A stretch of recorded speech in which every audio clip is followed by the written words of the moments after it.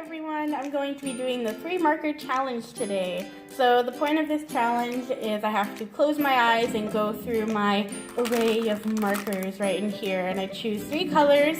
I've taken out the blacks and the colorless blender for this because that would just be no fun. And I already have a picture drawn out, so I will be coloring in the picture with the colors that I choose. So let's get started. So our first color is going to be E57, light walnut. All right, that's not too bad. Next we have E01, pink flamingo. And finally, let's see if we can get a pink or red. We have V04, lilac. All right, so we got some pretty good colors. So now on to the actual coloring.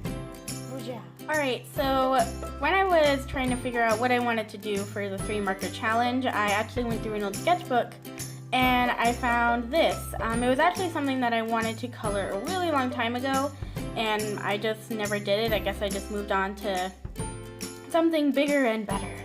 So I decided, why not color it now? So I was quite happy with the colors that I got, considering that I got a skin color for her hair, and a color for the flowers and the dress.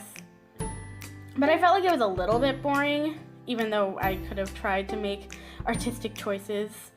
It felt just like a little bit too easy, and I didn't really know where to go with it. I would have much rather had like 3 pastel colors. That's what I was really hoping for, but I didn't get that. And only having 3 markers is also really hard because you can't add a lot of value.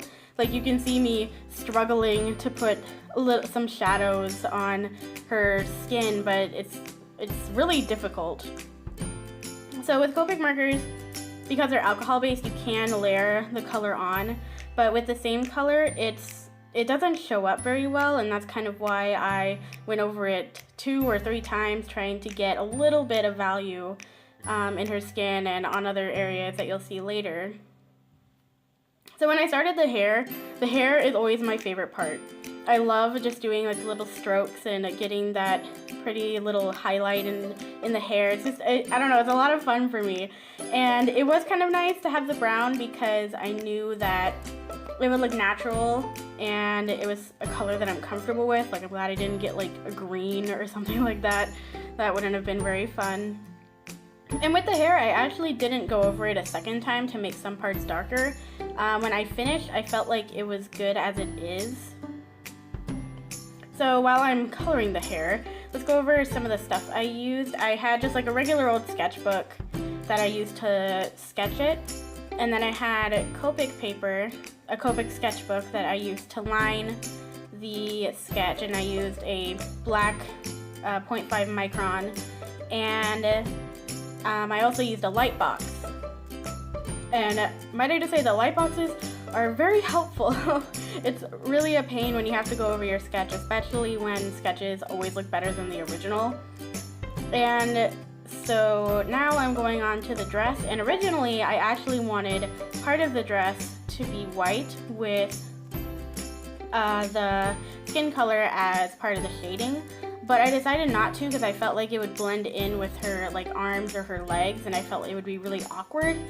So I decided to make the dress just completely purple. And I did think about using a jelly roll and adding some spots or some flowers on her dress, but I decided that because this is a 3 marker challenge, I wanted to just keep it with 3 markers and not use any jelly rolls. And when I went to the flowers, I thought that, oh, well, there's way too much purple. Like, her whole body is purple. So I left some of the flowers blank, or I guess white, and I added in the skin color just to add a little bit of variation. But I thought it was becoming just too plain.